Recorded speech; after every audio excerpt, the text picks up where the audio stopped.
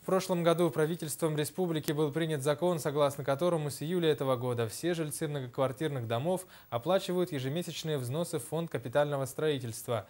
Эту плату взимают уже несколько месяцев, но у некоторых людей до сих пор возникают вопросы, как рассчитывается сумма взносов, куда пойдут деньги и почему платежи принимают только в кассах Энергосбыта. Ответы на эти вопросы постарался найти наш коллега в Мирнинском районе Руслан Фаткулин. В декабре прошлого года указом президента Якутии была утверждена региональная программа капитального ремонта общего имущества в многоквартирных домах.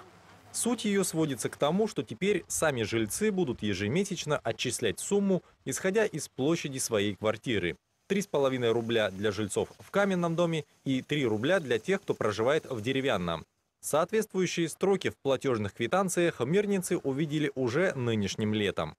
Первые платежи, первые квитанции, которые получили собственники, они получили их в августе месяце 2014 года за июль месяц 2014 года. То есть июль месяц – это первый месяц, с которого началось взимание этих взносов. Средства, собираемые с жильцов, аккумулируются на счете Фонда капитального ремонта Республики Саха-Якутия. На официальном сайте этой организации подробно описана суть самой программы. Также здесь можно увидеть, в каком году и какой дом в Якутии уже поставлен в очередь на капремонт. Стоит отметить, что средства, собираемые с жителей Мирнинского района, пойдут на ремонт домов именно этого муниципального образования. Несмотря на подробные разъяснения, у многих до сих пор возникает масса вопросов по поводу нового платежа. Ответить на них могут специалисты фонда. Для разъяснения нужно обращаться в фонд капитального капитального ремонта многоквартирных домов в Республику Саха-Якутия. Кроме того, есть официальный сайт этого фонда, fondkr.ru, где можно напрямую задавать вопросы, там всегда найдутся ответы. В общем, и сама программа-то там есть, и можно много чего узнать.